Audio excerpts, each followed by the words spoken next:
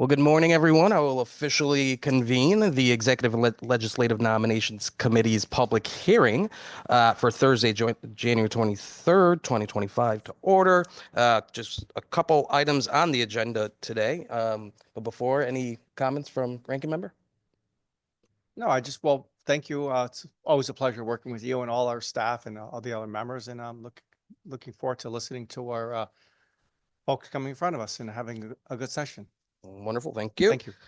First item on the agenda, we'll get right to it, is a House Joint Resolution for review. This is the nomination of Kristen L. Urbach of Narragansett, Rhode Island, to be a member of the Board of Directors for the Connecticut Port Authority.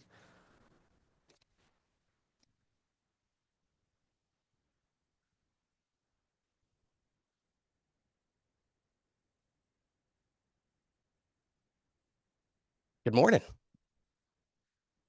If you can do me a favor and raise your right hand. Do you promise, swear, and affirm to tell the truth, the whole truth, and nothing but the truth? Yeah. Wonderful. The floor is yours, and if you can just press the little button there to turn your mic on, perfect. The floor is yours for any opening remarks. Wonderful. Good morning, Chairman Concepcion and Duff, Vice Chairs Godfrey and Looney, and Ranking Members Yacarino and Berthal, and members of the committee. Thank you for the opportunity to testify today. I'm honored to be considered for a full-term position on the Connecticut Port Authority Board.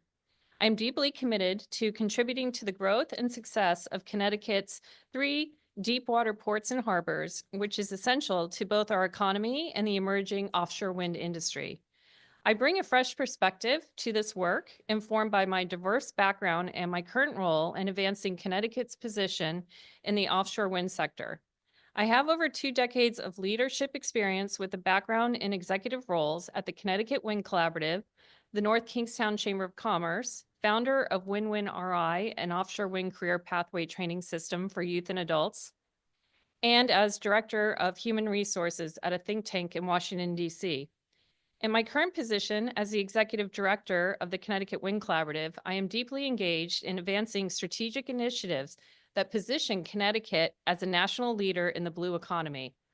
My responsibilities include developing programs and activities aligned with our offshore wind strategic roadmap, managing external communications, organizing key industry events, and collaborating with stakeholders to strengthen Connecticut's role in the offshore wind economy.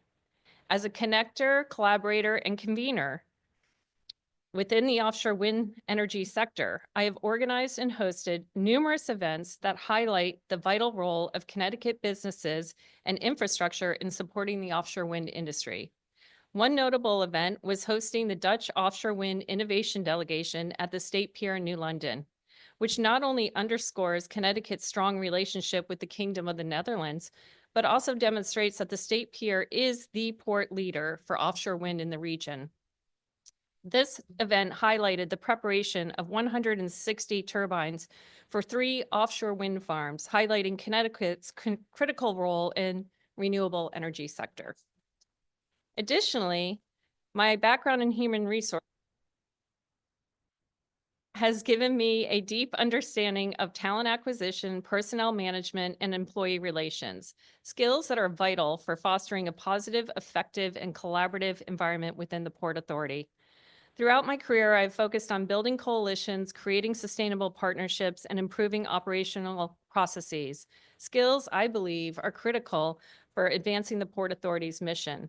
My experience in strategic planning, business development, and human resources will enable me to contribute meaningfully to the board's goals, particularly in the areas related to economic development, infrastructure modernization, and workforce development. In addition to my professional background, since August of 2024, I am proud to serve an interim term on the Connecticut Port Authority Board and have actively supported initiatives that enhance our port's capabilities. I am enthusiastic about continuing this work to help shape a dynamic and forward-thinking maritime sector.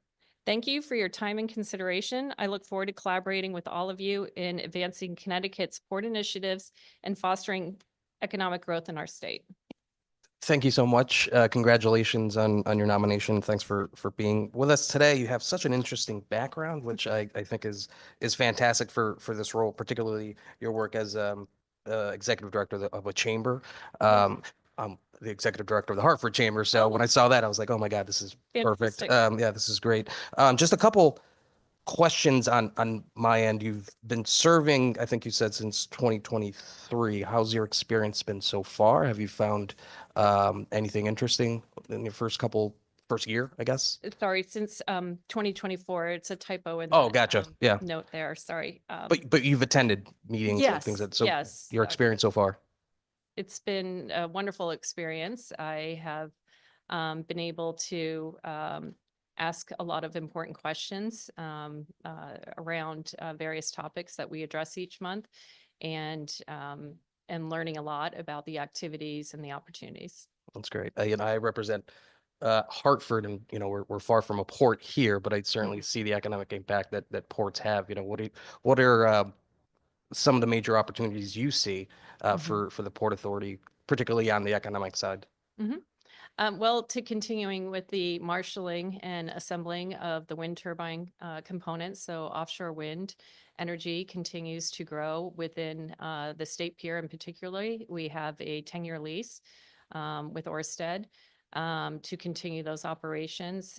There, as noted earlier, there are 3 wind farms that are currently, one that's been built, South Fork, and then 2 that are under construction, Revolution Wind and Sunrise Wind. So that totals 160 turbines. So that has been a great boon to our economy by having offshore wind there. And then also to expand on ferry service and other types of opportunities to grow the ports. Great. And I know you reside in Rhode Island. Does Yes. Rhode Island have a Port Authority? We have so they're not an official Rhode Island Port Authority. There's the Prov Port, and then there's the Quonset Port. And is there a relationship? Do we have any coordination with their ports? Do Meaning, we have any coordination yeah, with their meaning the ports? the Connecticut Port Authority. We are in discussions with their ports. I don't know of any current activities that we're coordinating with them, but we definitely, they're definitely stakeholders that we work with. That's great. And then just one last thing before I turn it over, and Mhm. this is more for me than anybody, but can you talk a little bit about you mentioned it in your testimony, the Dutch offshore wind innovation Mhm. program. Can you just talk a little Mhm. bit? I was fascinated by it.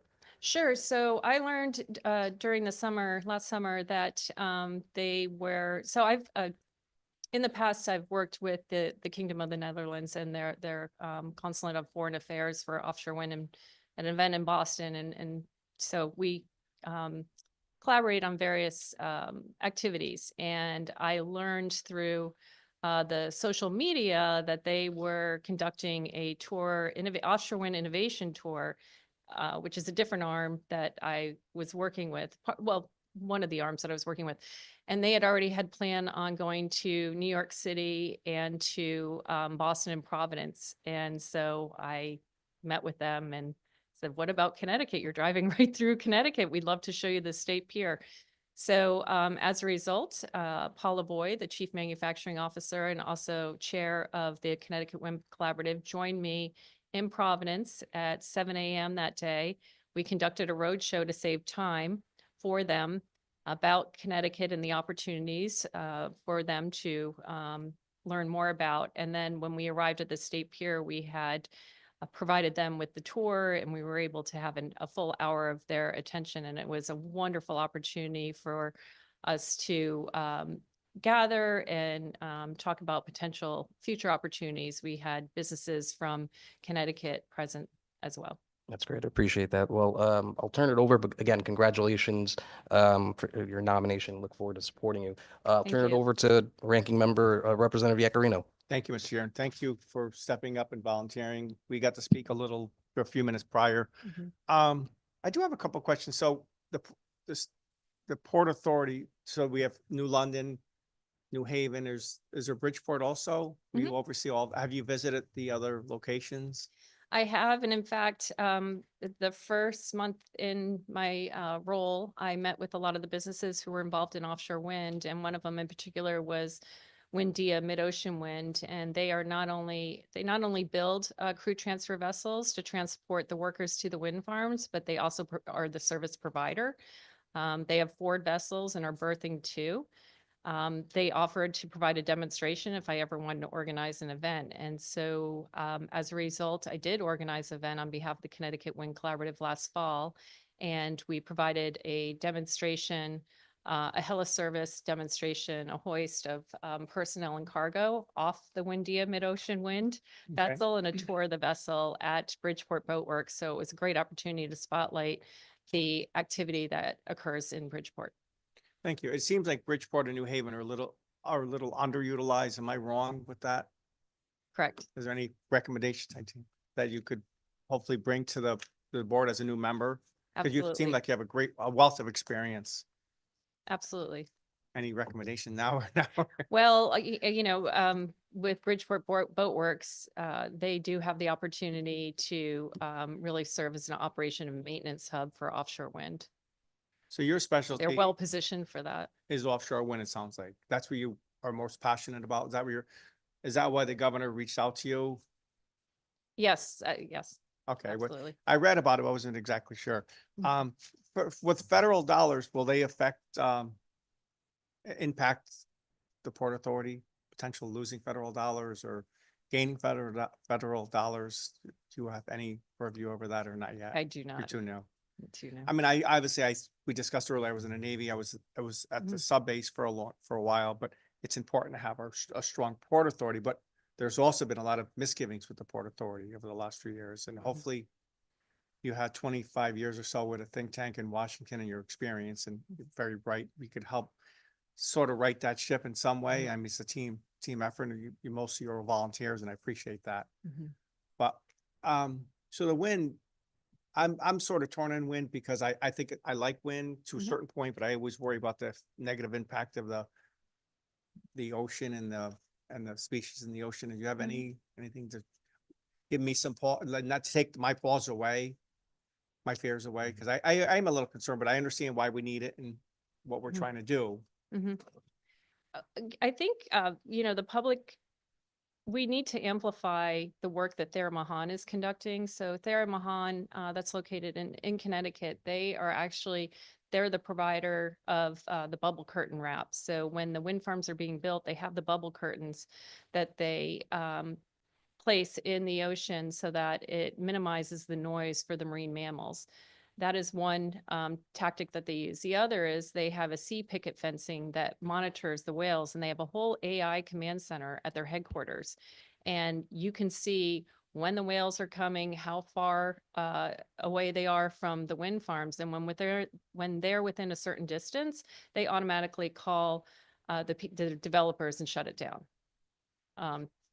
So there are great companies like Thera Mahan in particular that is doing their best to ensure that the marine mammals are protected. I know you mentioned the Netherlands and the Dutch, and I think they've had wind farms for many, many years, well before we really utilize them in the United States. And I think it's maybe a little different landscape, but there's more for me to learn as far as wind farms. I mean, I would love to see wind farms on land, on vacant land, but obviously it's not probably not workable. You don't have that wind off the ocean or off the sound, which creates a better turbine, I would guess. Is that correct? Right.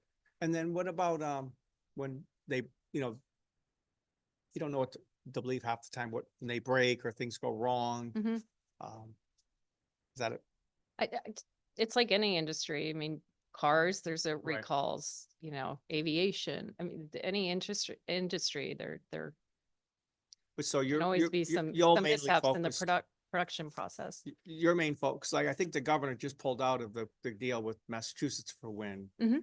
Won't affect any of what you're working on. Not at all. No.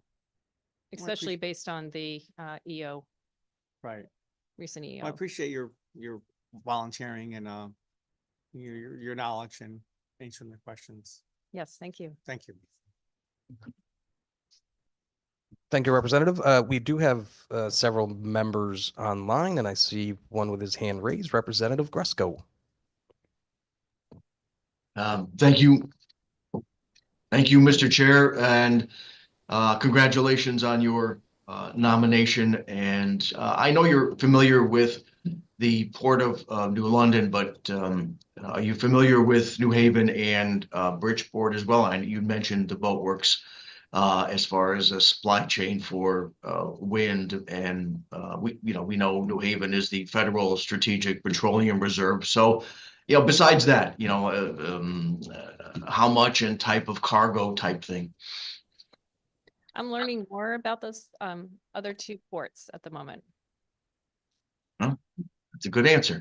So if you have any specifics as far as Bridgeport is concerned, from my perspective, that the recent, that recent helicopter demo for OSW was good, but it's ideas like that.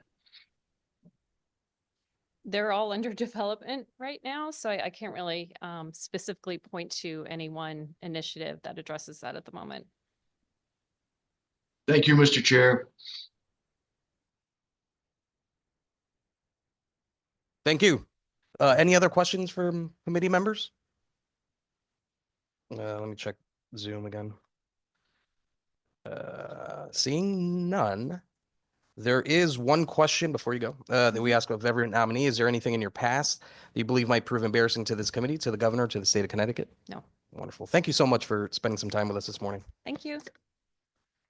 All right, moving right along. Our second item on the public hearing agenda is a Senate joint resolution for review. This is the nomination of Kathleen Unger Holt of Mansfield Center to be healthcare advocate. Good morning.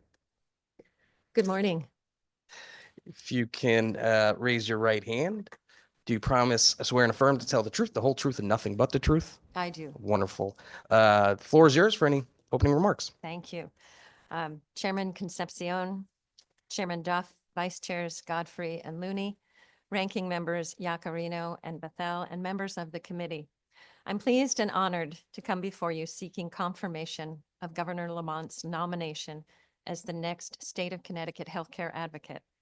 When Governor Lamont asked me why I sought this position, I explained the combination of my career and my life experiences had guided me to this capstone opportunity. My work in hospital finance administration and as a hospital trustee, my management of insurance benefits and medical dental claim offices for Cigna, my legal career, first as a special assistant U.S. attorney for the Department of Health and Human Services, and then as a healthcare attorney for the disabled, and most recently as a director and advocate of Medicare beneficiaries individually and systemically. But I believe my greatest value that I bring to the office of the healthcare advocate also comes from my own life experiences that have paralleled my career.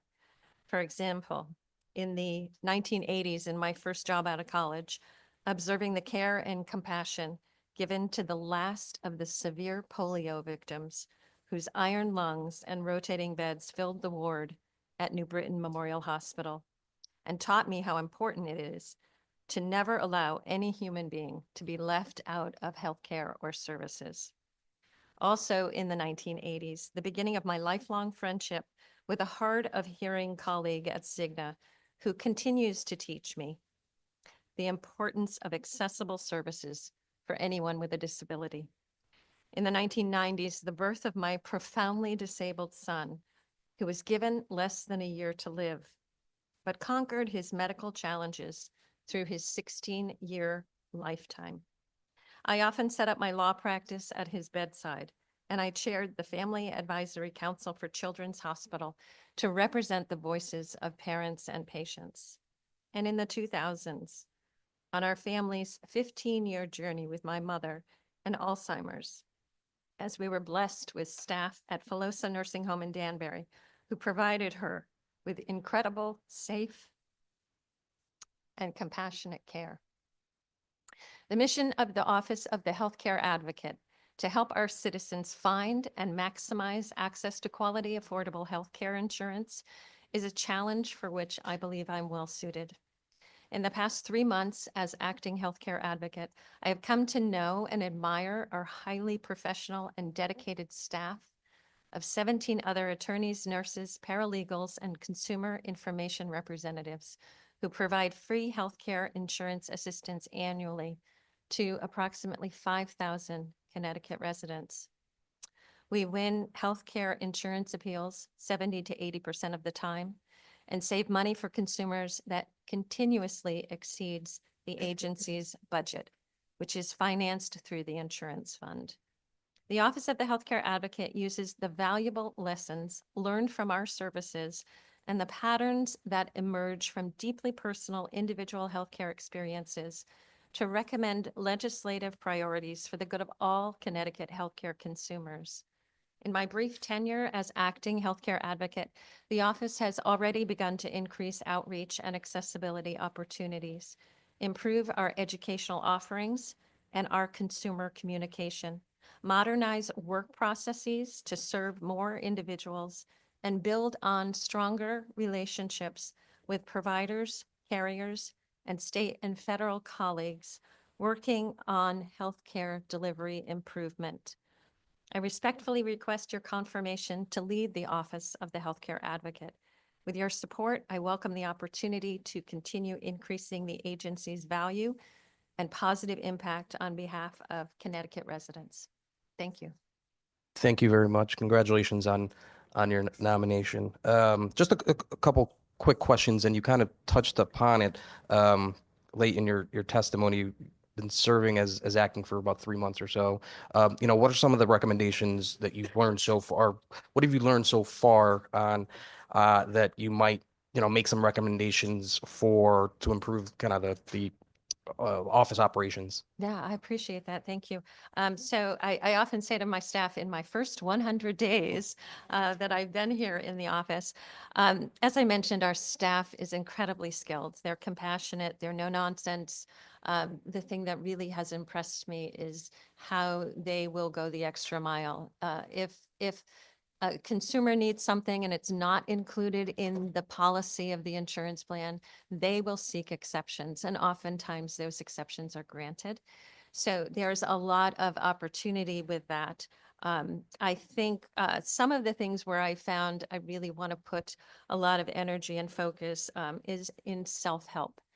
Creating materials that will be on demand that people can access. Not everyone wants us to do the work for them. Some people, because it's very personal to them, want to have the resources available. So I think to increase our website presence, increase our self-help. One of the things that I've been focusing on in the last few months is consumer assistance and making sure that people are getting what they need. So we participate in a national consumer assistance program. And based on the work that we've completed in the last 3 months, we've been asked to speak next month nationally to present some of the practical impacts that we've had on patients. So for instance, in November, we focused on enrollment in insurance, specifically Access Health Insurance and Medicare, to make sure that people were signing up for the right insurance.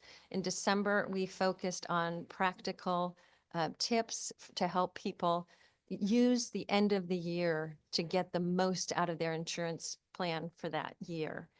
This month, we focused on prevention, and we did a lot of work providing practical tips about getting preventive benefits, using preventive benefits, and how you can, from having prevention, you can then determine if you need additional services throughout the year. So make the most of your deductibles and your co-insurance. So a lot of what has to do with self-help. We need more data analytics. We do a lot of reporting out of our office, but we don't do a good job analyzing the information that we're gathering, this valuable information from 5,000 consumers that we serve every year. We need to do a better job understanding our impact of that data and the trends that we're seeing and how those trends can help us launch reasons to make healthcare better. We need a better case management system. Our case management system is a little outdated, and I think in order to be more efficient and effective for consumers, particularly as we do more outreach, I'd like more people to know that the Office of the Healthcare Advocate is there to help them. So we need to be ready for increased volume. And in order to do that, we need our systems to be more efficient and effective. We need to do more with marketing, communication, and outreach. People don't know that we're here. We need to be better about our accessibility for people who are hard of hearing or have difficulty with their vision. We need to make sure that our resources are there. We need to be more proactive and not just reactive. A lot of what our office does is help people who are in dire need. We want to get to people before they have concerns to help educate them, to help empower people about what they can get out of their healthcare insurance. We need more focus in our office on systemic and legislative improvements. We want to be able to contribute more to the committees and subcommittees we serve on, which are many, but to bring the stories of our patients to those committees and collaborations that we are involved in. And finally, I will say with regard to that, we need to increase our staff. I think we have 18 staff. 16 of them are focused solely on addressing the needs of individual patients. We have one data reporting person who is constantly just pulling stuff out of our antiquated system, and me. And so we need more people to do outreach and to help the consumers as they come forward. Thank you so much for that detailed response. You've actually answered several of my other questions in just that response. You mentioned outreach. I think outreach is such a critical role for the office. Can you just talk a little bit about what you currently do to outreach to ensure that the residents of this state, to your point, first know that the office is there, and then two, what the office provides. So what do you currently do, and what do you expect to kind of do more of to ensure that the outreach is a little bit better? Yeah, thank you. That's a great question. So one of the things that we do monthly lunch and learns where we present various topics every month. Our typical attendance at those is very low.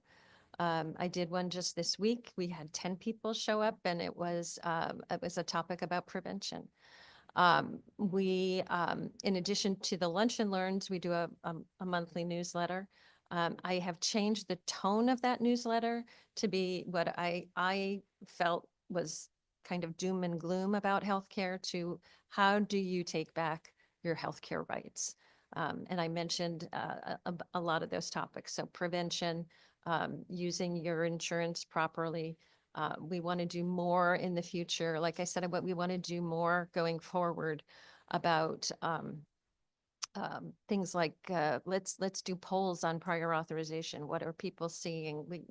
We get the anecdotal information after someone's been denied, but I'd like to be more, as I mentioned, proactive about engaging people through that type of outreach. As far as in-person outreach, I was surprised to see that the staff they're all heads down, and the one person that we have that does data and outreach is a little shy. So she'll go out. We've gone out and done a few health fairs together, but I'd really like to do what Ted Doolittle, our previous healthcare advocate, did many years ago, which was basically a listening tour. I want to get out myself among the residents of Connecticut and really listen to their problems that they're having with healthcare and see how we can leverage that information into providing more assistance. That's great. And do you get walk-ins into the office? Well, that's an interesting question. We do occasionally get walk-ins. We're in the old G Fox building. That'd be my next question, because I saw a Market Street address when I was looking for the office, and then I Yeah. was wondering, okay. So there are people that will come in. We're housed with the insurance department, and they have been lovely in terms of providing a receptionist. And we've gone through some iterations of what to do. We don't get many walk-ins. I would say we have a procedure by which if you call into the office or you send an email, if you're looking for assistance, probably I'm not exactly sure, but I think it's about 60% of the contacts are calls. and emails. And we have a policy that we will return a call, we will respond to an email. If you contact the office by 3 o'clock, we will respond that day. If it's after that, we probably will, but otherwise definitely by the next day. So we have I think it's a 98% rate of approval by the public that uses our services. That's great. Thank you so much. And again, congratulations on your nominations. I'll turn it over to the committee, starting with Chairman Duff. Thank you, and good morning. Sorry to be late. I was at another event in the building. Congratulations on your nomination, and big shoes to fill without Ted, obviously, but everybody creates their own path, obviously. So that's I'm sure you're excited about that. Just a couple questions for you. One is there's so much frustration right now with healthcare, as you know, and I'm sure you hear about it every single day. Are you dealing mostly with the denial of claims or other, generally those types of things, or are you involved somehow with, for example, the Anthem Stanford Hospital issue? Because that is, in my area, that is stressing people out to the max because they're not. Yes. Thankfully, we have a 60-day law in the state of Connecticut, but that we passed that is helping right now bridge that time, but there's a lot of stress right now. Yes, thank you for that question. And to that respect, we are involved, we get a heads up, for instance, from Anthem. Anthem will let us know that they have issued letters, letting consumers know that there's a negotiation happening if the negotiation isn't favorable, so that we will be able to answer questions, because we do get a lot of consumer calls with concerns and what do we know and what can we tell them. So we try to get a heads up from all the carriers in terms of what, as much information as they can provide to us, so that then we can pass that along to consumers.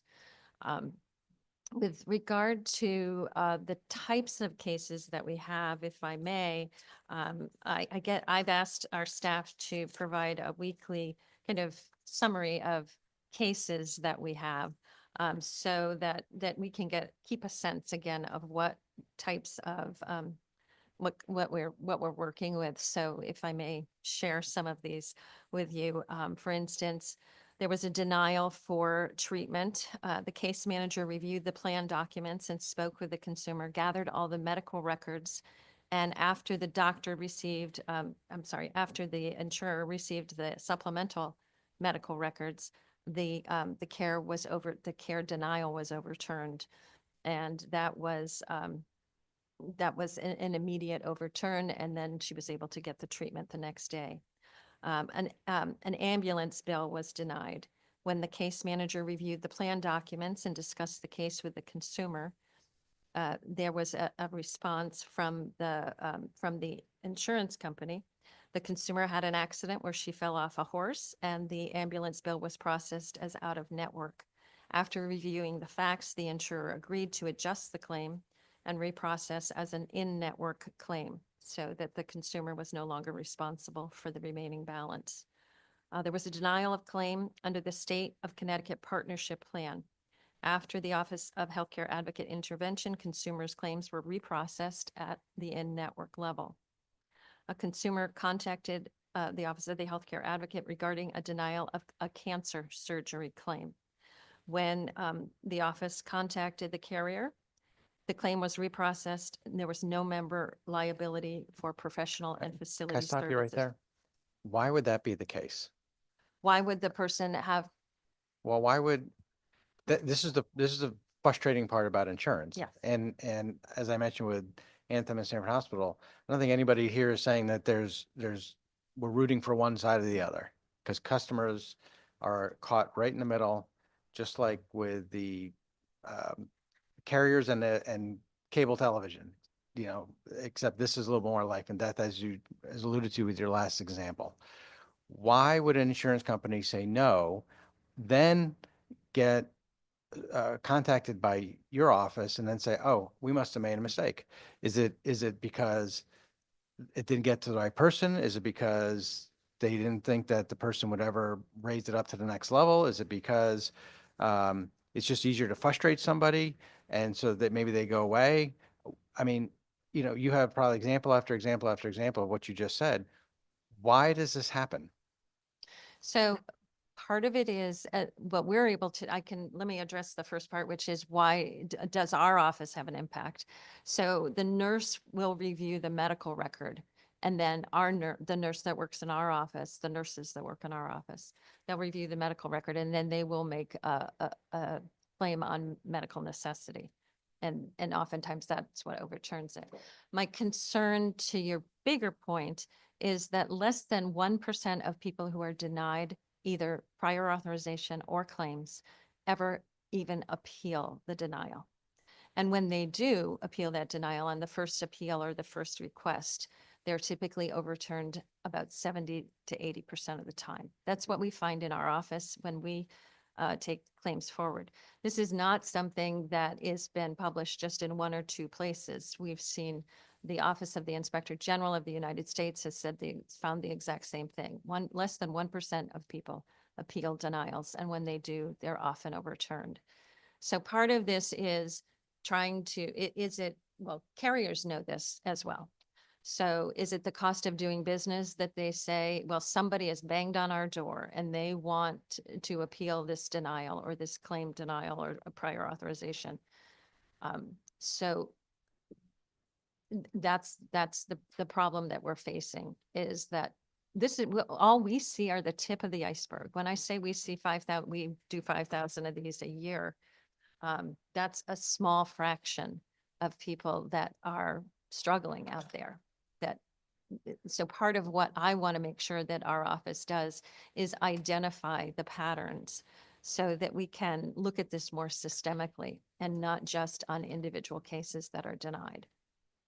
Thank you. Is your experience from CMS help to be able to guide or navigate this a little bit better? Yes, absolutely. So a lot of what I did with the Centers for Medicare and Medicaid Services, my work through the Center for Medicare Advocacy to CMS was sitting on technical expert panels and trying to work through a lot of the challenges that we see here more on a microcosm. But that's one of the problems with the fragmentation of healthcare. Is some of it is handled at the federal level, some of it at the state level, and then you have all these self-funded plans that are not subject to either state or federal regulations in different ways. Yeah. So There's just no sympathy in the public with any of Absolutely. the folks, and they're getting denied. We hear it all the time from folks getting denied, and then we either go to the Department of Insurance or the insurance company, Department of Insurance, or you. Last question I have, and I know some other members might have some questions, but is it, if we get a complaint, how long does it take you to kind of turn that around to, we can help, we might not be able to help? Or is it better to start off with Department of Insurance, then you, or is it better to start off with you than the Department of Insurance? That's a great question.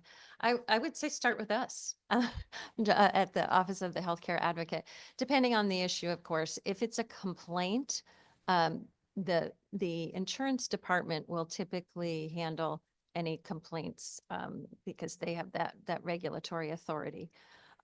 If it's you have a problem individually and you want it resolved, then come to the Office of the Healthcare Advocate. We had a debate this week at our office about when someone calls and says, well, should I do this appeal by myself? And most of our staff said, no, we're the experts. We know what to ask. We know, we kind of have some backdoor numbers into the insurance carriers. We can make things happen. We know who to talk to. We have contacts. We know what we're doing. We have nurses, paralegals, attorneys. Our folks work in teams. They bounce things off of one another. They're able to move things more quickly. So I would say start with us. We're really good also at, if it's something that is not in our direct bailiwick of referring individuals to the place where they should be. Thank you. I'm going to invite you down in Orchid area to do your listening tour as well. Oh, So, great. Thank you. I'm thank there. you. Thank you, Mr. Chairman. Thank you for your work. Thank you, Chairman Duff. Senator Martin, followed by Representative Nuccio. Thank you, Mr. Chair. Hi, Kathleen. Congratulations on your Thank you. nomination.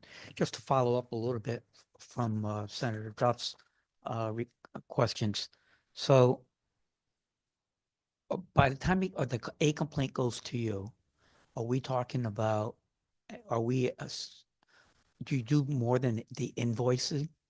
Or is a complaint for service as well? So let me see if I can reword what you said Sure. and let me know if I've got Yep. this correct. Because we typically refer to these as if somebody has been denied a service. Yeah. There's a different, we have different terms, right? So we have appeals, we have grievances, we have complaints. And most of the time people will call us and they don't know what the term is. They just want to be fixed, just fix what it is. So, we get cases at every stage where people have tried themselves to fix something, or one of the best things that happened to the Office of the Healthcare Advocate, I would say happened in 2023, when now all insurance denials, whether they be prior authorization denials or claim denials, are required to put our contact information on that denial. So people will get their paperwork from the insurance company, maybe the very first time. And it's a little confusing. We need to fix the wording because some people call us and think we're their insurance company. And we'll say, no, no, no, no. But if you have a denial, let's talk about it. Let's see how we can help you. So moving that complaint forward or that grievance or the appeal will depend on where the person is in the process. So- I've had a lot of people also, excuse me. So let's follow the path of the denials. So if a service is asked by a physician, we have to do this, but we have got to get the pre-authorization to do that. It's denied. Is it the response? Can the hospital or the physician go to you? Or is it just the patient that needs to go to you? Yes, anyone can come to us if it's about a patient being denied.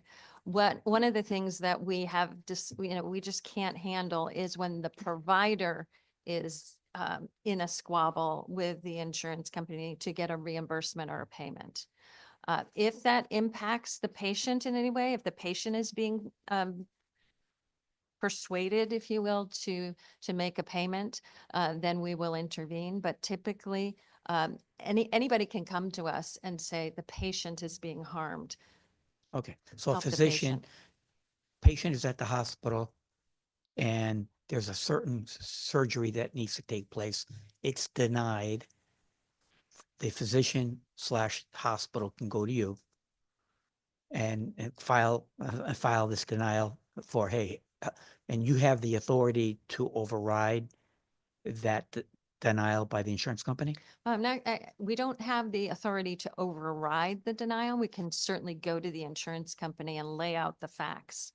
And at that point, we would probably kind of circle back with the doctor or the hospital to get the medical records to show the medical necessity of the procedure. And to Senator Duff's question, what's the turnaround time for all that to take place?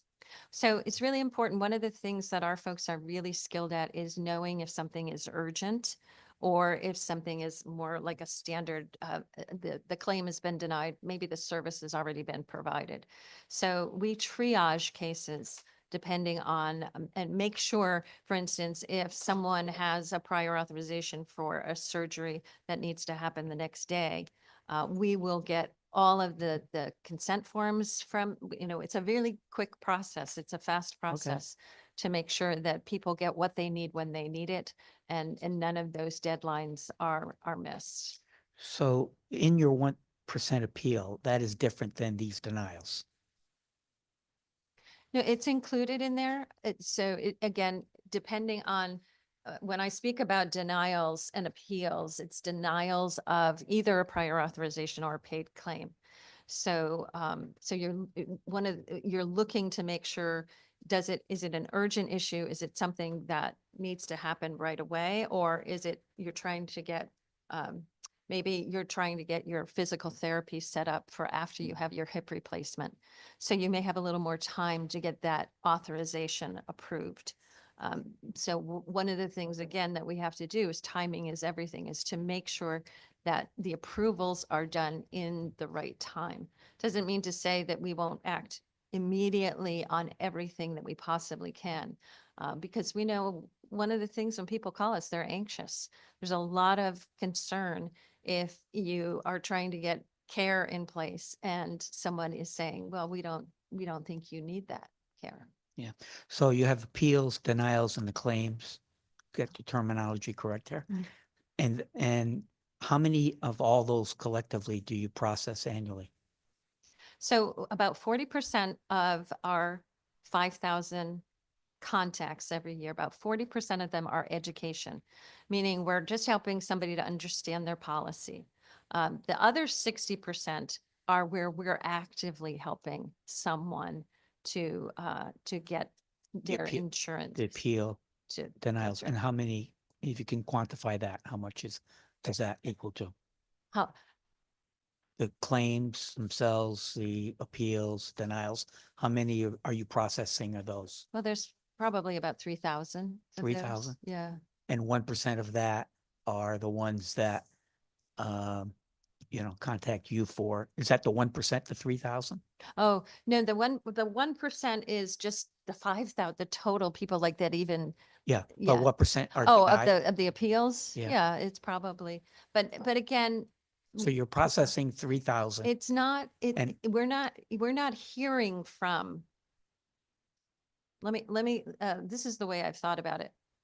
People who call us are people who are either really adamant about that they need their services, or they're confused, or that's just who they are. They're going to reach out to a free government service and get help. The other 99% of people out there who are denied just don't even pick up the phone to call us, let alone Right. appeal the denial themselves. Some people may appeal the denial themselves, but I don't know what that percentage is. A lot of people It's a lot of don't know people. about this. that they It's a can lot of appeal. people who just, you have an authority, and one of my biggest concerns with denials is they are very vague. They don't tell you why you're being denied. And so you may get a denial of a prior authorization or a denial of a claim that says, we don't think it was medically necessary. How do you disagree? You're like, well, they must know what they're, people always say to me, they must know what they're talking about. If I'm denied, I guess I don't deserve the service. Is there something we can do legislatively to correct that? I think there's more that we can do with specificity in prior authorization denials, utilization review management, and claim denials. Yeah. Just to say, you need to be more specific. Also, clinical criteria varies according to carrier. And if there was more continuity in what clinical criteria is being used to deny people, that may also help people to be denied or to be approved, if you will, on a more even basis, a more fair basis. I I like to just say, and I'll speak for myself, but I'm sure the rest of my colleagues here would agree that if there's something that we can do, please, put your list together, and all of us will have a discussion with you regarding how we can improve this. Thank you. okay? I'm working on Thank you. that list. I'll pick you up on it. Great, thank you. Thank you. Thank you, Mr. Chair. Thank you, Senator. Representative Nuccio, followed by Representative Yakarino. Thank you. So I just want to caveat what Senator Martin said, a list that does not say, you mandate, you have to do this and have to do that. I have a quick question for you in regard to, you mentioned quite a few cases where you went back and appealed, right? So my question is, and this is kind of what I've seen in the industry, is how many of those appeals, when the doctor provides the additional information that hasn't been provided, are then overturned and paid? Yeah, almost all of them. Right. So I guess that's kind of what I'm trying to get at is, we passed legislation to get OHA on the denials and people contacting you. I hear from a lot of people also, and the majority of the time, it's that the doctor hasn't provided the information that is needed for the care to be approved. And then once the doctor provides that information, then it's approved. So is that pretty much what you're finding also? Because I don't want to over legislate something that's just a doctor not providing the information that's needed. Yeah, I think it depends on the case. And I would also say, I think there's doctors, providers, practitioners are so overwhelmed by the sheer volume that they're dealing with and all of these different requirements that some of those things get overlooked. So I agree. I think there's times where it's just the system is moving too fast and it's easier to just like bounce something out of the line that it's processing through because you didn't check the right box or you didn't sign the order in a certain way.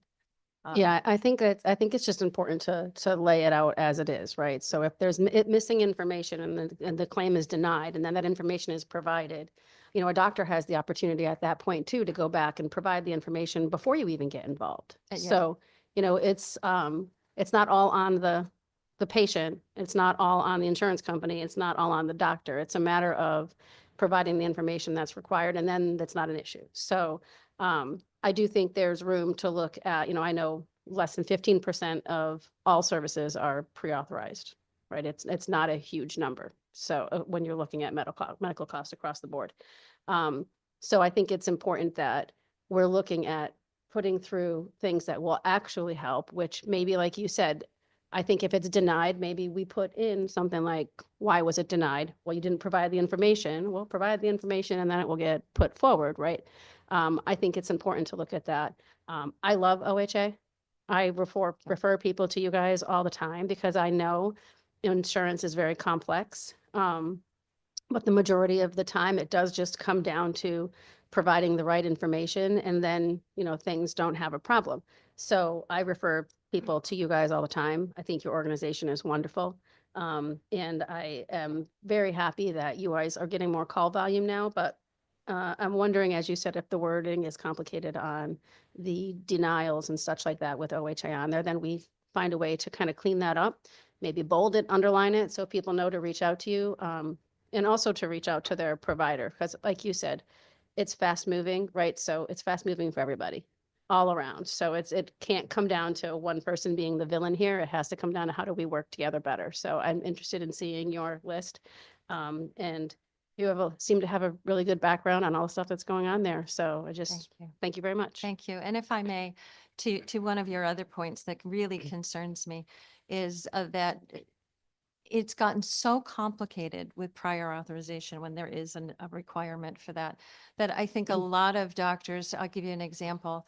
A person has a hip replacement and then the doctor wants to order 5 physical therapy visits. And the doctor says, "Oh, this insurance company, I know them, they're only going to authorize 3. So I'm not even going to bother. I think you need 5, but I'm just going to order 3. A lot of what we see is just like the fight has gone out of the advocacy within the practitioners. And there's no blame casting here. It's just the reality of people often saying to me, well, my doctor really wanted me to have 5 physical therapy visits. And then, what the worst part is, you have the 3, you need the extra 2, and you don't get those approved.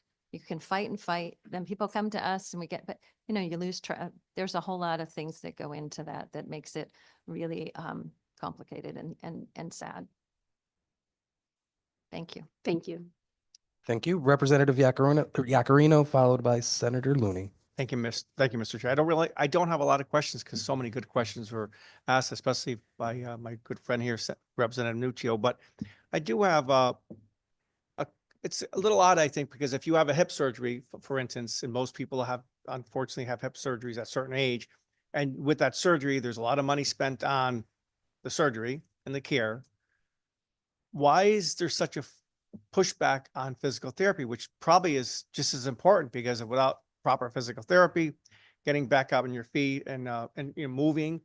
The surgery was for naught because you need to get your muscle, your actually the muscles strong around your bones and the new surgery. Is there a reason, so the insurance companies give a reason to the physicians or the patient why there'd be a denial instead of having 5, just 3? I would think you need more than 5 personally. So the answer to that we get is, well, that's what our artificial intelligence is showing us, that people really only need 3. They can get by with 3. They should learn in the first 3 how to do exercises by themselves. They don't need a physical therapist to come in and do that exercise with them. So there's, I'm not saying everything is nitpicky, but to a certain extent, there are challenges around the edges of not wanting to give necessarily what is requested in an order. And we have a lot of concerns about prior authorization and denials, but one of the things that I think is also really concerning is reduction in services. So it's short-sighted for sure, because you do want someone to be independent. And if that's what it's going to take to be independent, you can fight for them. And often, I mean, this is when, again, sadly, people call our office and then we can get that extra 2 or 3 visits, whatever it's going to take, according to what the treating practitioner thinks should happen. So I appreciate that. I would think though, it'd be like a template. If there's a guide, physicians would say, listen, this is Dave's going to have knee surgery. Traditionally, you would have 5 or 7 physical therapy visits. Be on board with the insurance carriers, with the health, you don't even really have to have the healthcare advocate involved at this point. That would be the traditional form of rehabilitation as far as for your muscles, your knees, or whatever it might be.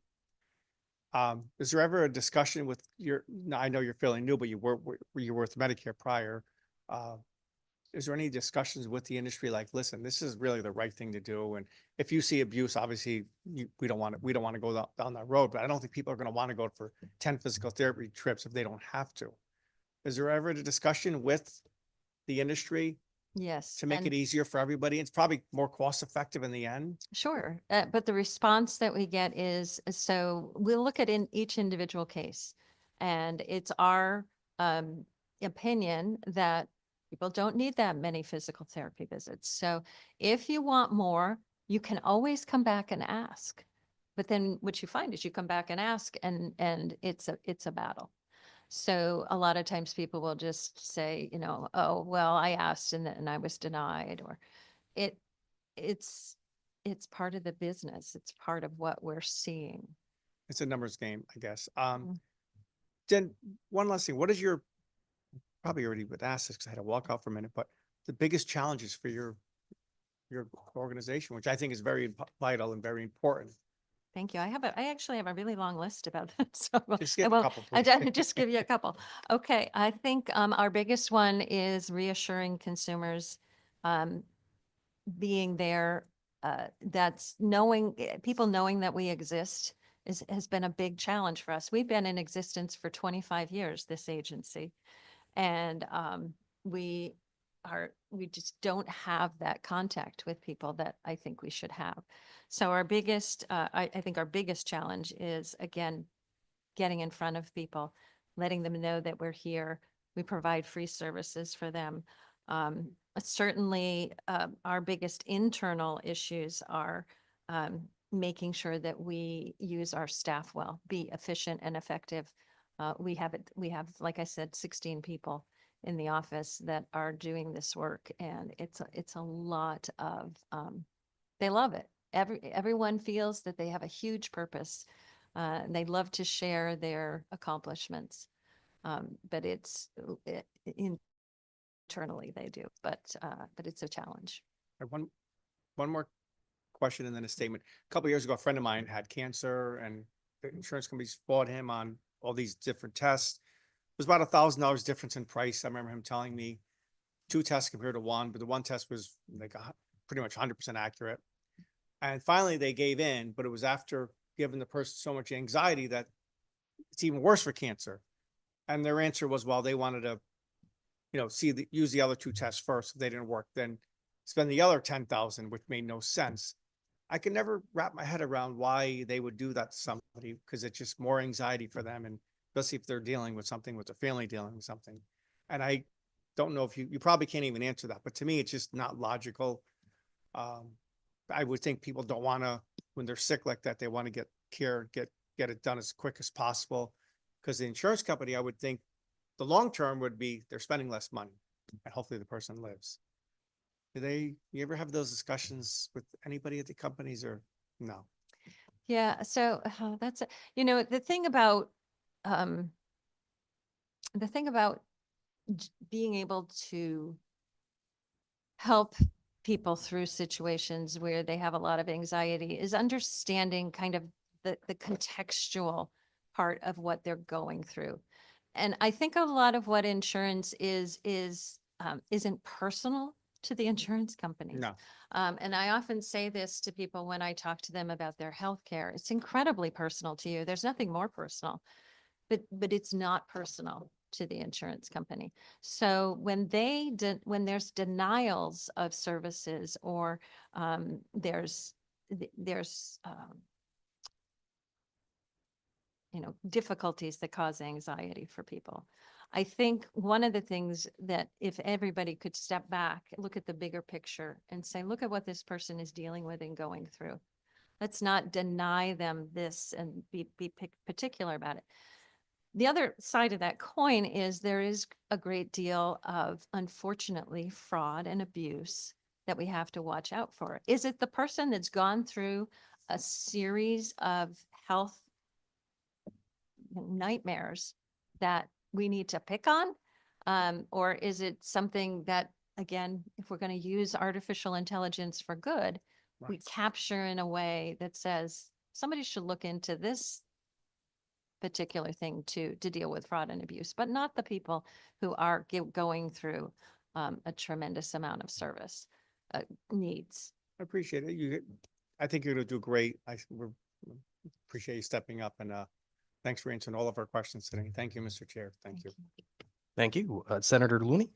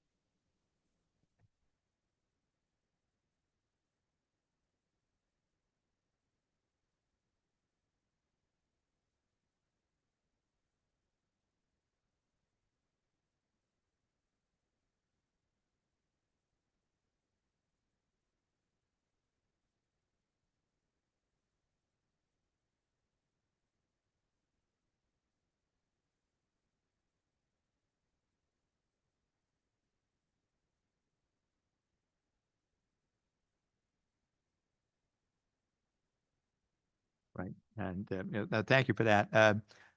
Another issue, we know there are many issues. Prior authorization is very fraught with problems. One of the ones that physicians often cited that was that the so-called peer review physician provided by the insurance company was often not even in the same specialty. And the treating physician found that quite frustrating because they couldn't really even have a high level professional discussion because the person wasn't in the same specialty at all.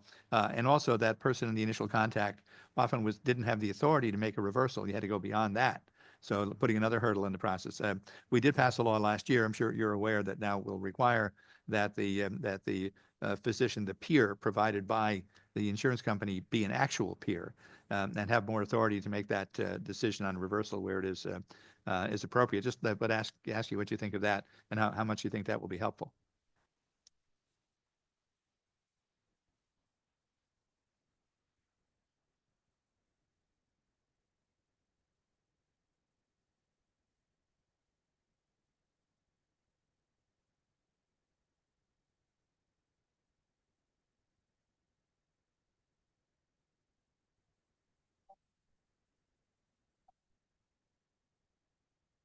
Mm-hmm.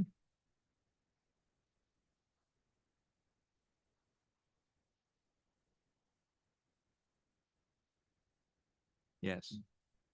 And we had heard, we'd heard both from our own two physicians in the Senate, Senator Anwar and Senator Gordon, about their frustration in dealing with that, with being given a so-called peer to deal with who was not actually a peer at all.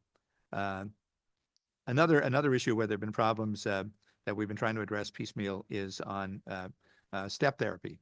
And we know that in many cases, there have been reports that the insurance company will not approve the treatment that or the medication that the treating physician recommends initially, requiring somebody to go through another course of treatment first. And you may be familiar with the article in the Wall Street Journal a year or so ago about they made the mistake of doing this with a child whose mother was a columnist for the Wall Street Journal, and she was able to document what happened, that her son had been diagnosed with juvenile rheumatoid arthritis and was a great deal of pain. And his physician was quite confident that a certain medication would help him quickly and achieve very good results. The insurance company would not approve that until another course of treatment for about 6 or 8 weeks had been done. And he was bedridden for most of that 6 or 8 weeks. Once they relented and approved something along the lines of what the doctor had asked, within a week or so, he was back on his feet and feeling much better. So the mother documented all of this in the article that she did. Are you familiar? Are there many cases of that kind come to your attention in terms of delays in treatment because of the mandates of step therapy?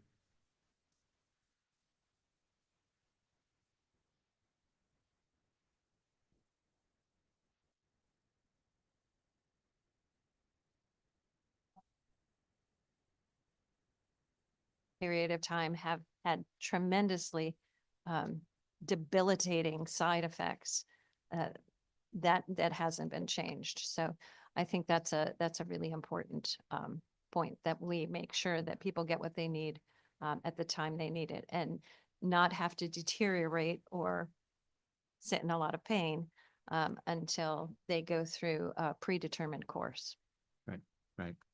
And one of the bills that I put in, and again this year, I think we'll try to deal with the heart of this issue for both step therapy and prior authorization, is on the burden of proof in these cases, because since the insurance company is the one that has all of the information based upon which they're making the denial or making the determination, I think it would be equitable that the burden of proof shift to the insurance company as to prove why they are denying the recommendation of the professional, skilled physician who has made a judgment based upon seeing the patient, treating the patient, bringing to bear all of the physician's responsibility and professionalism and experience in cases like this, that the burden should be on the insurance company rather than on the patient and the physician to justify a denial rather than having it be the other way as it currently is now.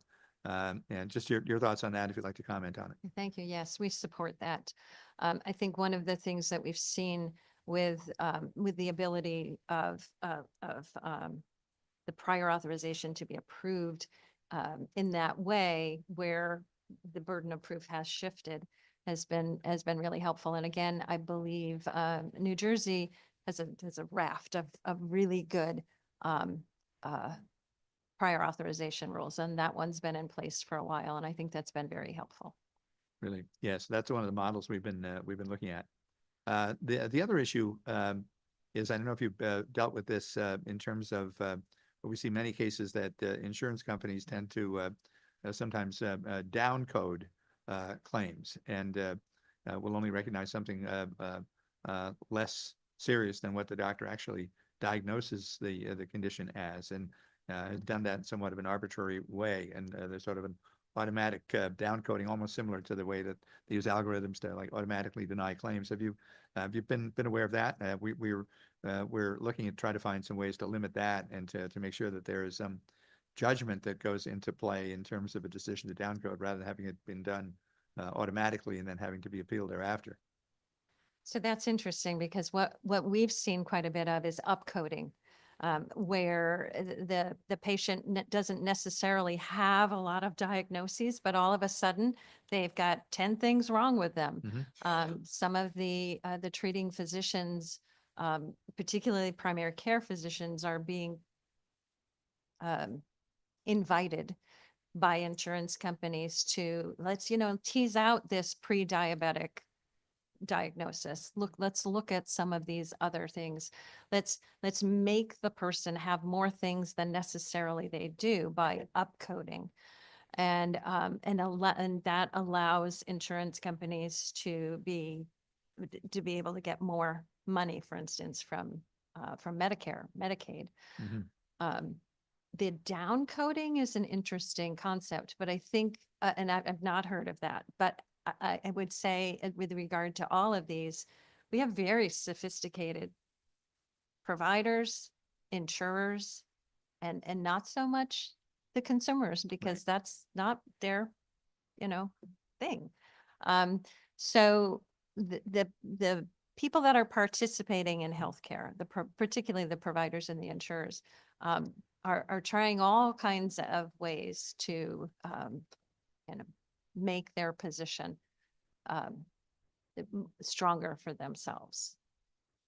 Yeah, we see that all the time, and obviously the patient is the one who is ill, vulnerable, and fearful, and is trying to navigate his or her way through all of these powerful institutional interests, and that's why I think it's our responsibility to look out primarily for that patient, and that's why your office is so important in that regard. And I think it's established a really good track record over the years, and I want to thank you for that, and look forward to your success in the position.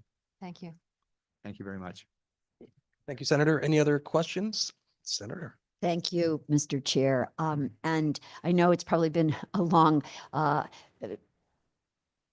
apologies for coming in late, and I hope that maybe these questions haven't already been covered, but I just, well, first of all, following up on Senator Looney's conversation about upcoding, and you said that the doctors were encouraged to do, how does that happen?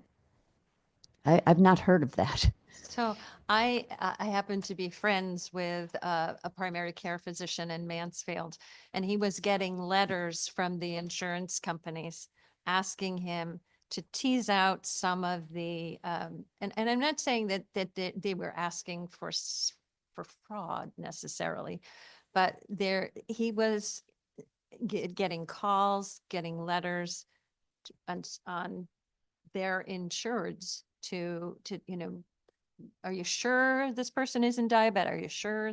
So there's more like pay closer attention to the file, doctor, and tell us if there isn't something more that we can be treating this person for.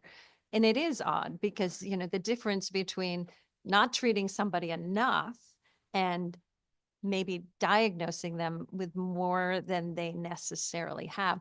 I will tell you part of the other problem that happens with that is patients are scared out of their minds when they look at their medical records because they're like, I didn't know I had all of these things wrong with me.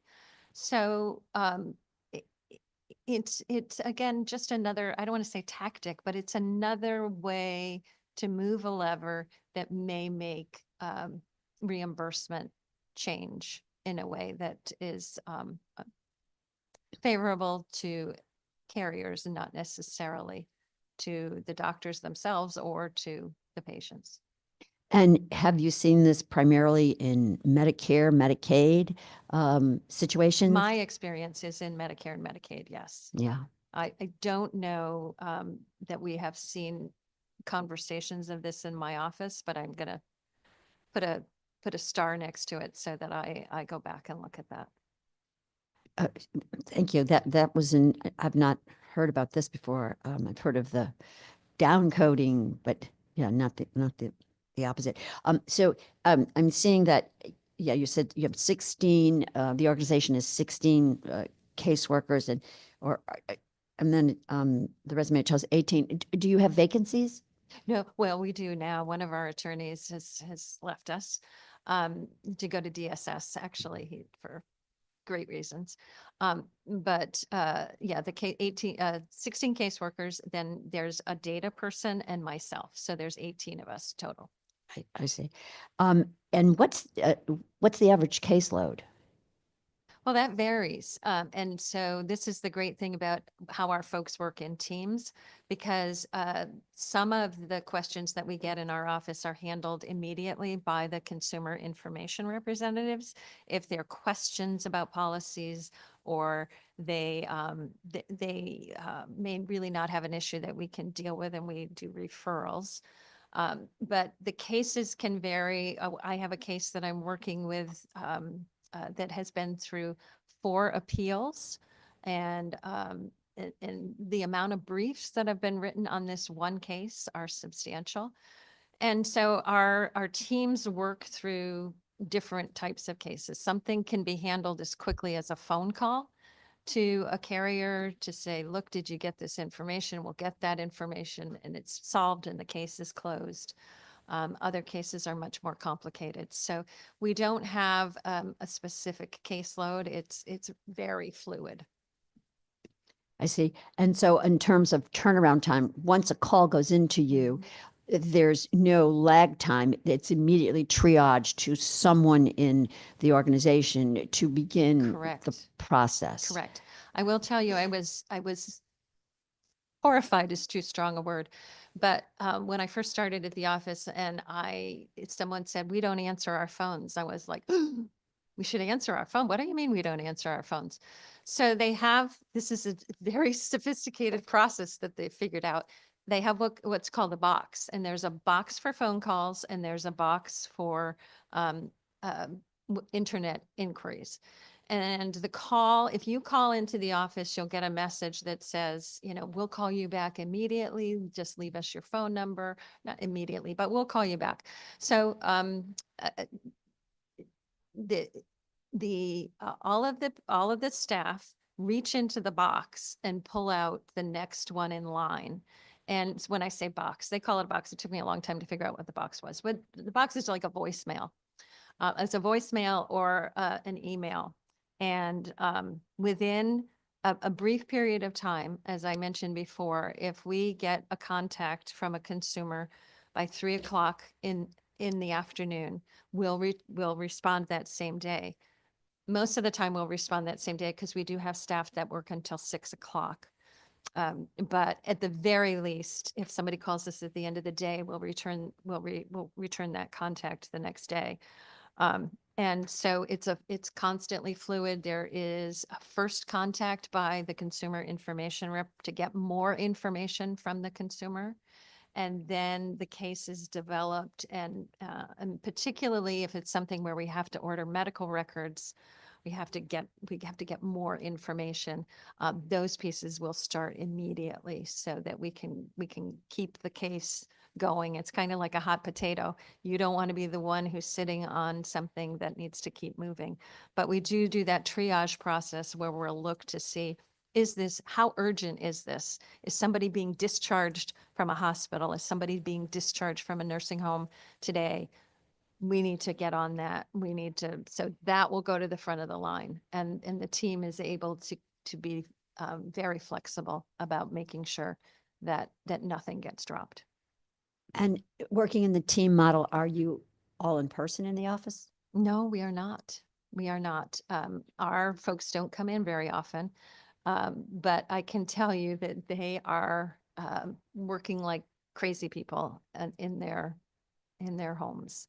And we can see that because of all of these continuous entries into the case management systems where people are returning calls, they're ordering medical records, they're having conversations with providers, they're having conversations with carriers. So there's a lot of efficiency that happens with this particular staff. I love colleaguing with people. I'm in the office almost every day. Several of our senior management, our general counsel, and our other attorney are in. Typically, the people that are on the phones are on the phones mostly from home. Thank you for that. I just want to echo the comments of my colleagues that your office and your leadership are so important to the state of Connecticut. And my regret is that in all of the cases that I've worked with in your office, every single time a constituent had no idea that there was a service, an entity called the Office of Healthcare Advocate. And so how do we help address that issue? Because truly, you're a best kept secret. Thank you. You know, it's funny, I listened to the testimony of Ted Doolittle, who went through this confirmation process in 2017 and in 2021. And in both hearings, he said, we're the best kept secret. And I said, you know what? That's not something you want to be proud about. You know, we want to get out there. So I would say what Representative Concepcion and I agreed on is that I want to be out there. Please invite me into your districts. Let me visit with your constituents. If you have town halls, if you have meetings, I want to spread the word about, we want to do a listening tour. We want to get out and really, we are the voice of the consumers. You know, there are a lot of lobbyists for a lot of organizations, and I feel that we're so special because we bring the voice of the consumer, and there's no other way that the consumer voice really gets heard in the way that they can hear it through our office. So I want to be both proactive. I want people to tell us what's happening. I want to understand what their issues are. And, you know, I think I do to a certain extent, but I never will until I'm really out visiting with people. So welcome the opportunity. That could be a full-time enterprise for you. Yeah. Yeah. My last question, if I might, and that is, so do you ever propose legislation to us based upon your work and your caseloads? Yes, yeah, do. we do. We do have legislative priorities. Again, being so new to the office, I'm catching up, and I realized I missed last Friday's deadline. We've had meetings to discuss what our legislative priorities are, and I've got a list created that I'm more than willing to share with anyone who's willing to look at it. But fortunately, I've been flipping through the book about all the titles of the legislation that has been proffered. And I see a number of what's already in there are things that we had on our list, but quite a bit, yes. Well, do get it to us. Okay, yes, the 17th was last week, but, you know, committees, in particularly Health and Human Services, would be very grateful. Thank you very much, and thank you for your leadership. Thank you, Mr. Chair. Thank you, Senator Hartley. We have Representative Gottfried, followed by Senator Looney, and then Representative Nuccio. Good afternoon. Hi. I find your testimony quite refreshing. Thank you. My late mother was a registered nurse, which meant I had primary care in my house most of the time growing up. And I'm old enough to remember when healthcare was about making sick people well and keeping well people from getting sick. Now, of course, it's about making money. And that's why our whole healthcare system in this country is broken, because it's no longer about healthcare. It's about how much money we can get. And just the comments, the other thing, I'm a patient. So I've experienced some of these things firsthand. Yeah, we have your blood test and you're within the normal range on this, but we're going to refer you to someone else in our practice. And I go to the other doctor, yeah, you're fine. And I'm going, yeah, what you just did was bill the insurance company for an unnecessary procedure. Now, I get very angry when the insurance companies don't cover necessary procedures. One acquaintance of mine just had heart surgery. His insurance company said, we're not paying for it. He's trying to raise $150,000 himself to pay for this heart surgery. So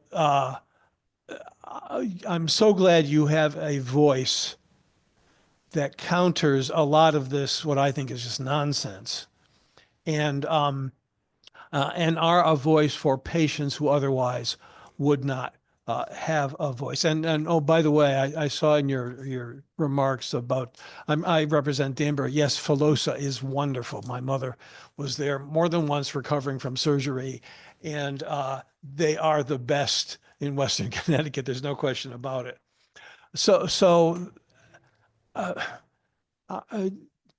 Now that you've kind of heard my story, what's your kind of knee-jerk reaction? Wow. So my knee-jerk reaction is to show you this one page. This one page that you can't see, but I'm happy to share with you, is the bill that my father received from Danbury Hospital after he spent 52 days in the hospital for a ruptured appendix when he was 27 years old. This one-page bill for 52 days was written in pencil, and it cost $985 for 52 days in the hospital. We have created a very complex system, and we have done that through a web of a lot of things that were meant to fix the system, but have only complicated it further. And where we sit today is where everybody that I talk to, much of their money after taxes is going toward healthcare premiums and healthcare payments. And we talk about what people need in healthcare, but we don't know what we need, just like we don't know what we need in any kind of insurance. Spin of the wheel, we could walk out of the building and get hit by a truck. Sorry, that's cool. Ironically, I just had my annual physical just before Thanksgiving, and my insurer, sends me a copy of what they paid for, and my annual physical cost $985. Isn't that ironic? It's really out of hand. And when I look around any doctor's office, and this is Nuvance that I'm required to use by our insurance policies here, the vast bulk of the people who work there do nothing but deal with insurance claims. But yeah, personally, I'm for single payer kind of, because we can save billions and billions of dollars by applying the money not to dealing with insurance companies, but dealing with actual health care. So I know that's not going to happen in my lifetime, but I'm still in favor of it. The governor this morning, I don't know if you know about this, announced proposals, some proposals dealing with 2025 legislative proposals protecting patients and ensuring a stable healthcare system. I don't know if you've been in the loop. Okay. He just quickly, so you know, he wants to strengthen the existing notice of material changes statutes. Sounds like a good idea to me. Establish an office within the Attorney General's office on healthcare strategy. And we also obviously deal with the Office of Healthcare Strategy, which sometimes is bureaucratic and sometimes actually gets good things done. And then lastly, it would allow the Office of the Attorney General to impose conditions on transactions to prevent harm to the healthcare system.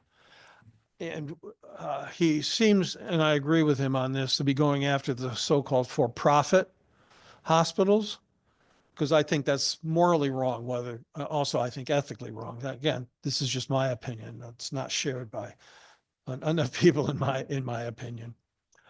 So I'm hoping you'll keep an eye on those kind of things, because I think it will affect your office's ability to deal with a lot of the patient issues. And, you know, and we're in a time, you know, we've got hospitals going bankrupt. And I wonder why, knowing that what they're charging and how they're manipulating the health insurance system. One of my constituents, I was chatting with him one day in my district, and he was describing the problems he had with his wife giving birth to a baby in Danbury Hospital. And he said, they're not a hospital anymore, they're a meat factory. And that has stuck with me. Again, you know, we've got like the president of New Vance Danbury Hospital, whatever they're calling it today, is making $250,000. I'm sorry, $250 million in compensation, over $1 million in compensation. Actually, I'm sorry, I'll get this number straight in my head soon. And I just find that rewarding people for not providing healthcare services is wrong.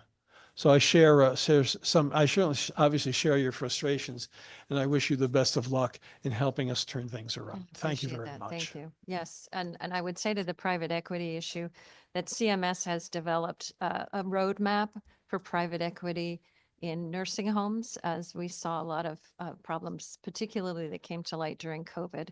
But private equity in nursing homes has been around for a while, longer than hospitals. So hopefully some of that can be adopted into what's happening in hospitals and private equity. Thank you. Thank you. Senator Looney? Thank you. Thank you, Mr. Chair, for the follow-up. Following up on Senator Hartley's question, because it is true that that what you do is so vital, but not enough of the public is aware of what you do. When people call our offices all the time with this kind of problem, we refer it to your office, but people are they're very pleased when they hear that such an office exists. But have you requested, or do you have a budget for advertising, for public service ads, so that people will know to contact you directly? You should, obviously. There are other state agencies that do, and that's something that you know, I think ought to be provided to you, or have you requested it? Because clearly, when people call their legislators, they are then directed in your direction. But it's something that that they could do directly if they were aware of your service, and would be probably would have a shorter period of fear and anxiety than they do now. Well, I can't tell you how much I appreciate that. We have about $50,000 in our budget for advertising.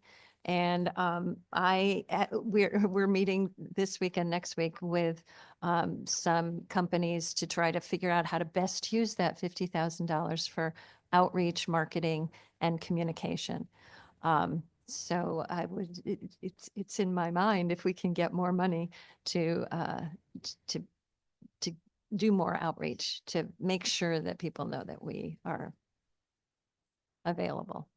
But I certainly support that. And just one final question. Again, on the issue of private equity has been raised, and you know, we're seeing the disaster now around what's happened with the hospitals owned by Prospect, and now the bankruptcy, and apparently all of the profit taking that went on there, that principals and shareholders were rewarded as money was sucked out of the system in terms of quality of care. It leads me to believe I don't think that private equity should be involved in ownership of anything related to healthcare, because it's too vital of a matter of public health, and really shouldn't be in the hands of those whose primary motivations are profits. I think the nonprofit model works best for hospitals, for clinics, for things of that kind. And I think that's I think there's growing sentiment in a bipartisan way in that regard this year. Obviously, we don't know what's going to happen now with the Prospect in bankruptcy. It's all now in the hands, I believe, of a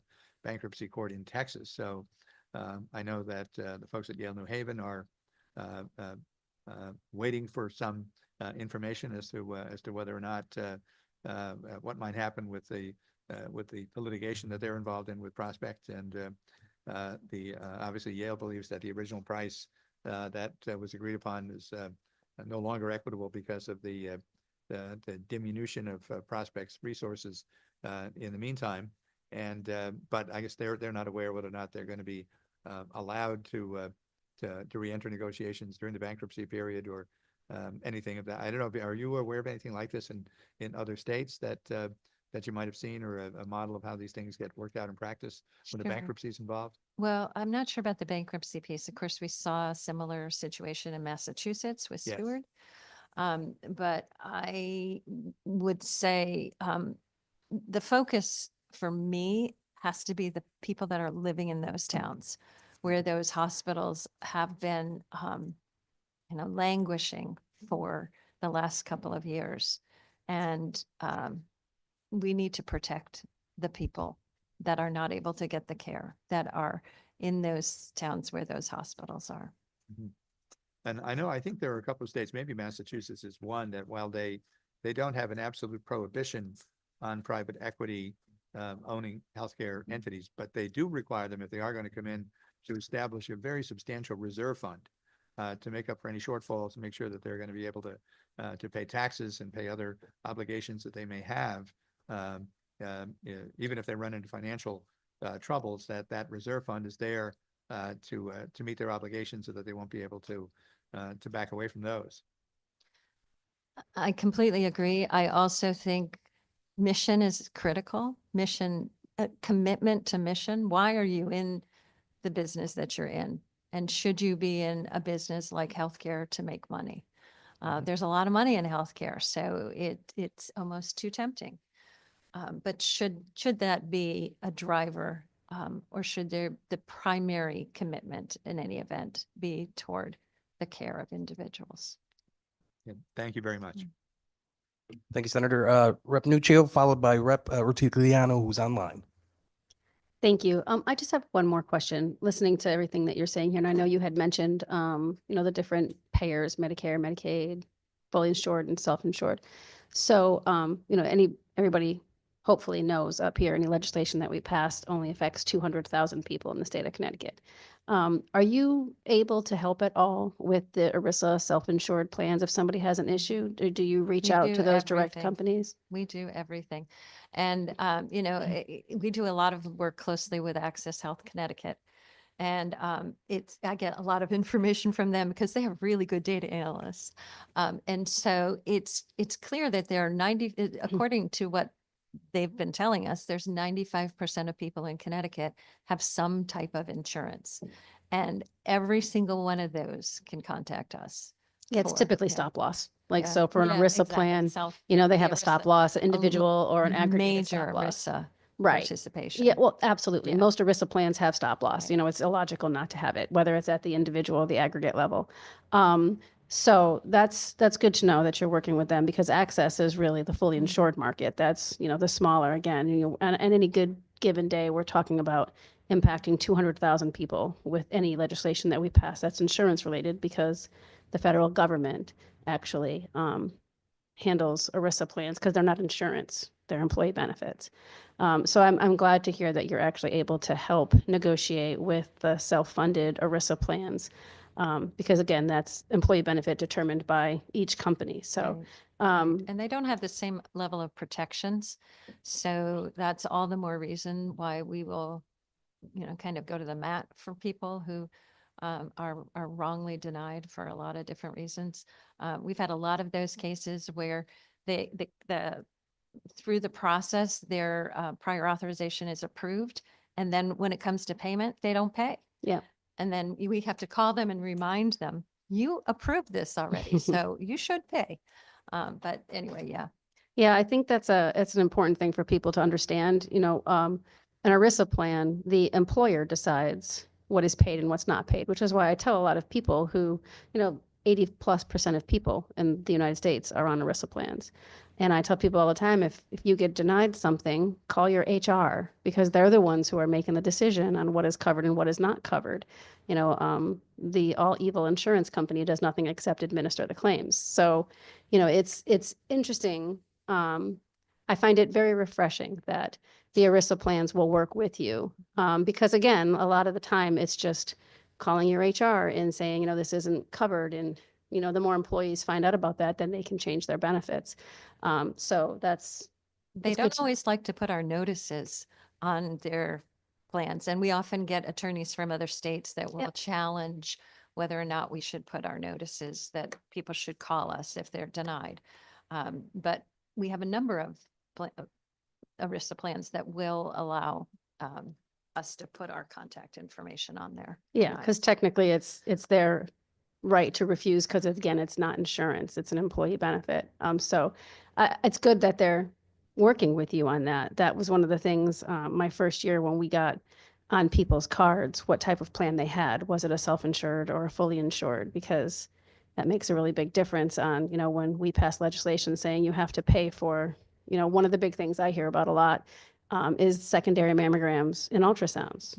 It only affects 200,000 people. The rest of it, unless you're going to bat with Blumenthal and Murphy at the federal level, an ERISA plan doesn't have to cover it because it's not insurance. So I'm happy to hear that you are also Yeah. working to negotiate Yeah. through the self-funded plans. And you definitely have a good scapegoat there, because as you said, probably about, high 90% of employee benefit plans have some kind of stop loss insurance. So it's a good way to go through it. Yeah, thank you. Thank you. Representative Tigliano. Thank you, Mr. Chairman. Good afternoon, Ms. Holt. I've been impressed by your testimony. I've been listening the entire time. It's very impressive. I did have a couple of questions, because it came to my attention recently that part of your responsibilities as the healthcare advocate is the cannabis ombudsman. Is it true that your department hires that person? Yes, she's here in the room with us now. So can you tell me, I'm not exactly sure what the ombudsman is supposed to do and how that falls under the healthcare advocate. So she's independent, although because she's under our agency administratively, we keep in close contact, and thankfully our general counsel, Sean King, who is a jack of all trades at everything, is able to advise as well. She and I are both new to state service. But Erin is a force of nature. She is making sure that people have access to medical cannabis, and is out working with the growers. She's out working tirelessly with consumers, and so we have a connectivity through that process. Obviously, we hear from people who need, in our office, at the Office of the Healthcare Advocate, who are looking for services that can help them with medical issues. So we do hear about people who are looking to make sure that there's somebody in their corner and that's helping them as an advocate. I'm totally curious because I know you're the healthcare advocate, but it does seem like you deal with a lot of insurance issues. And I don't believe medical marijuana is covered by insurance per se. So I guess that's an outline of what they're doing. So you're saying that the cannabis ombudsman sort of concerns themselves with people who are having trouble getting access to medical marijuana, or that the condition of the industry, meaning there's enough supply, dispensaries or whatever they need. I was hoping you can clear that up. Yeah, I really can't speak for everything that Erin's working on. Again, I'm ramping up into my role, but I would say that again, our broader mission is to make sure that people have everything that they need. And I can't speak for why it was determined that the ombudsman would be under the Office of the Healthcare Advocate, but I will say that it kind of makes sense. She needs to be somewhere. She is an N of one.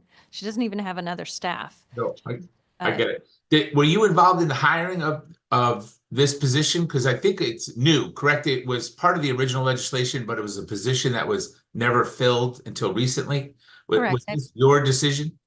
I have been with the agency since the September 30th.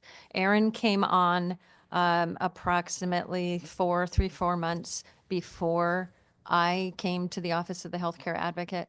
So I'm not exactly sure of the entirety of the history of that position.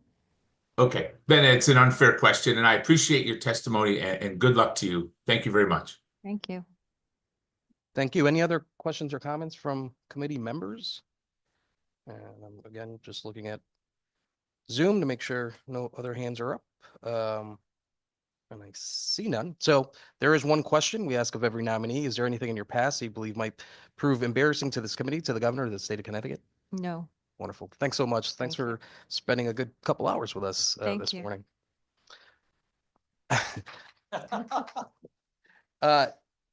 Okay, so no other questions, all right? So with that, with no other items on the agenda, I will adjourn the public hearing portion of the Executive Legislative Nominations Committee, and we'll go directly into the actual committee once our clerk is ready.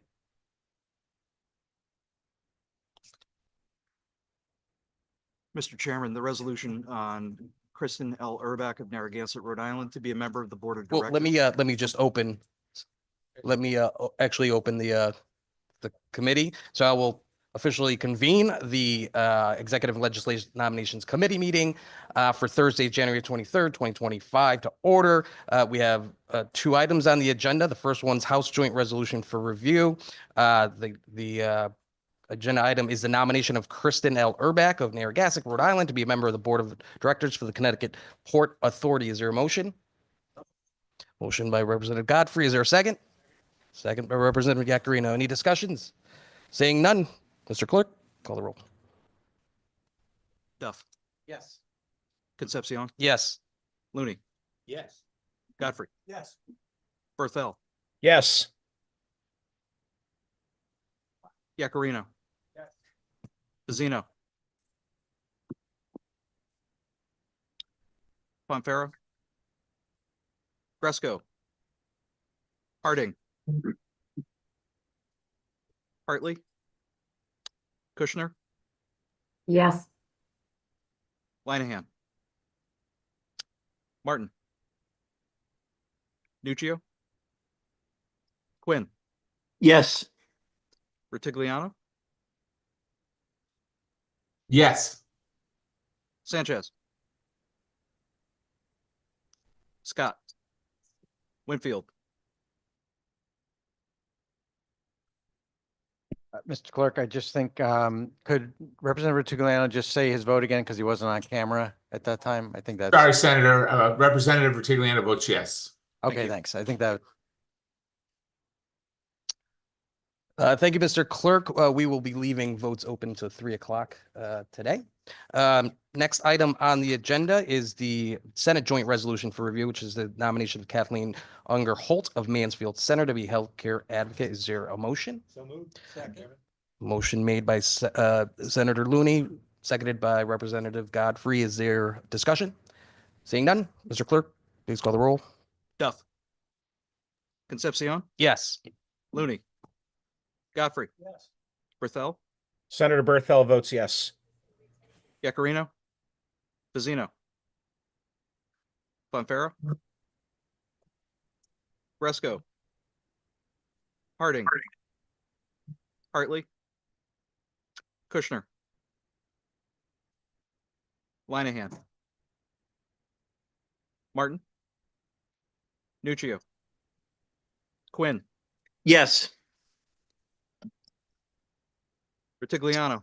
Yes. Representative Rutigliano, could you come on camera, please?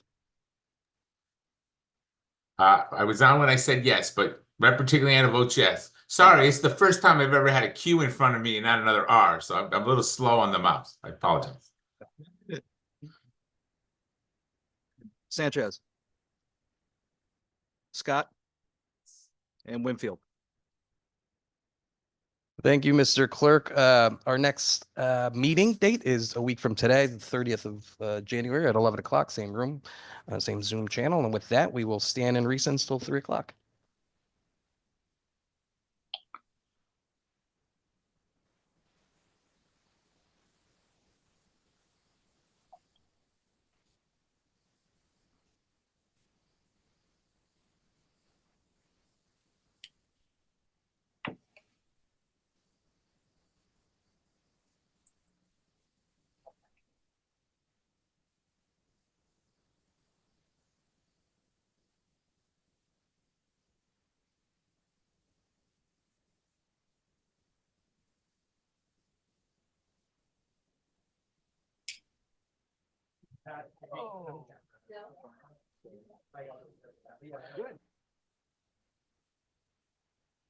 For those voting in person, we ask that you go to the executive nominations room, which is room 1000.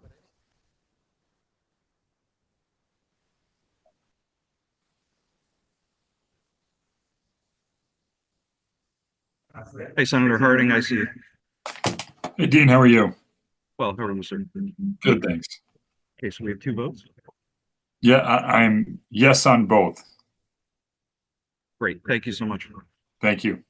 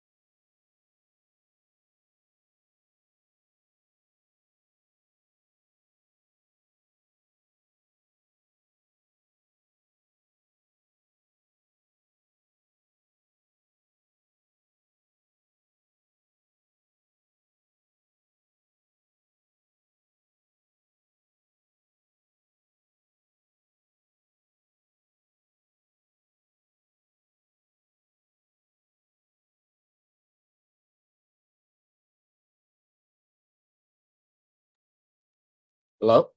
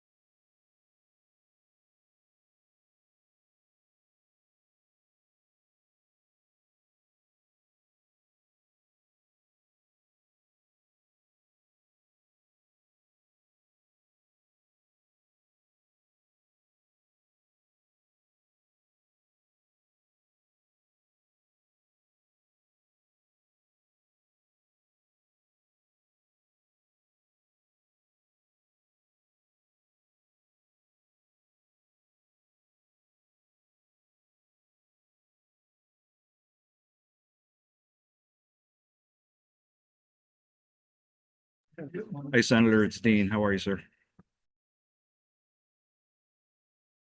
Can you hear me, Senator? I hear you now. I think I got you now.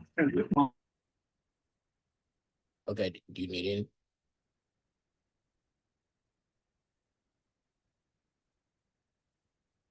Yeah, there's a ridiculous flag. Okay, Yes, so there are two resolutions. It was Kristen Urbach of Narragansett. Yeah, there's a the Connecticut Port Authority. okay.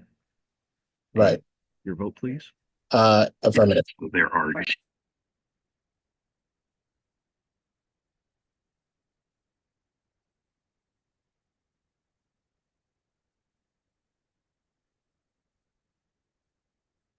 You got that in the affirmative? Yes, and the second vote would be Kathleen Unger Holt of Mansfield Center to be a healthcare advocate. That is affirmative also. Great, thank you so much, sir. I'm good. Yes, and the second vote.